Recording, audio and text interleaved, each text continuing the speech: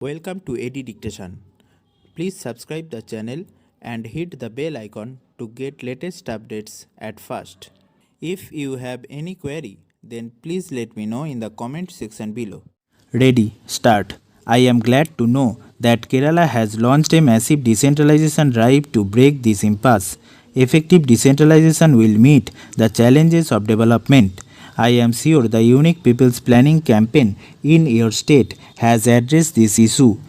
Increase in agricultural production and productivity by better use of local resources, halting environmental degradation through local action, improvement in delivery of services through local control, and higher investment in priority areas through reduced leakages and the mobilization of local resources are the fruits of decentralization.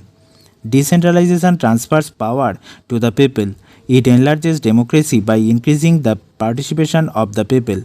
The panchayat and urban local bodies should be seen as conduits for power to flow to the ordinary people. They should not be seen as power centers but as trustees of the people, as agencies of public service, and as instruments of face to face democracy. For decentralization to be effective, it has to be free from corruption, nepotism, and patronage. This can be done only if there is scope for genuine people's participation. Control from below is the best check against possible abuse of power by local authorities. The word participation is often used very loosely.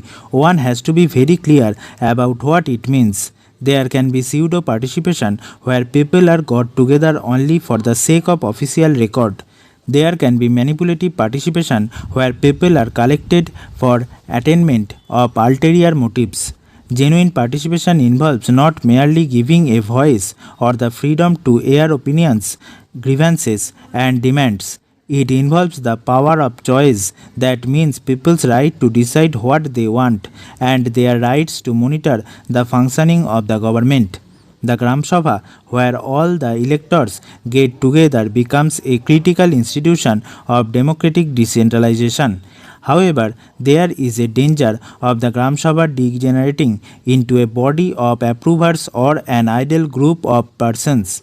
Organizing women is one of the best ways of avoiding this danger. Hence, I see Kerala as a furthering of the decentralization process and as a tool for empowerment of the poor.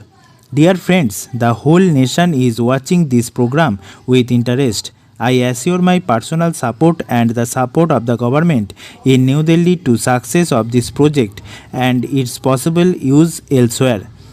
In matters relating to the nation's development, there should be no politics. I consider it a privilege to be present on this important occasion, and I am not saying this in a manner of formality. As Prime Minister of the country, I am invited to attend many functions and inaugurate many programs. Each one of them is significant in its own way, having a bearing on the social and economic development of our country.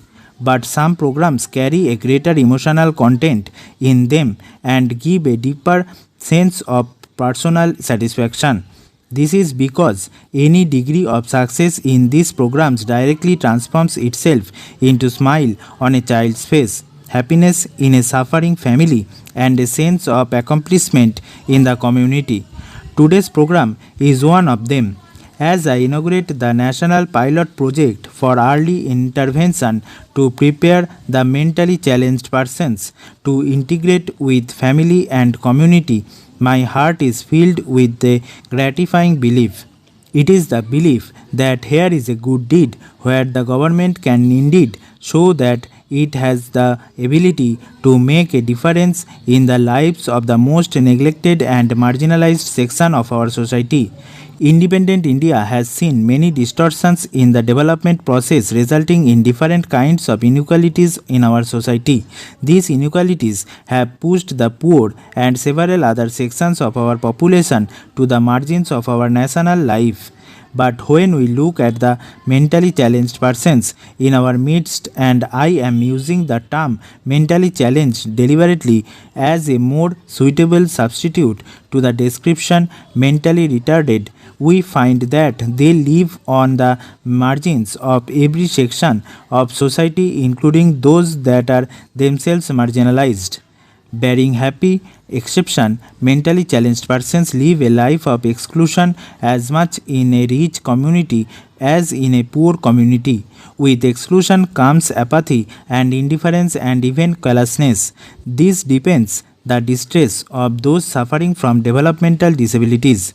Here, I would like to draw attention to an important difference between the treatment a mentally challenged person receives within their family and the community. Family is still a strong institution in India, even though it is coming under many negative pressures, especially in cities and towns. Values such as love and care are still fairly deep rooted in the family structure. Hence, mentally challenged persons receive affection and assistance in many families, but the same cannot be said about the community. The rapid erosion of a sense of caring and empathy in our community life is the most painful feature of present day social life in India. This lack of caring and sensitivity manifests itself most starkly in the treatment given to disabled. Stop.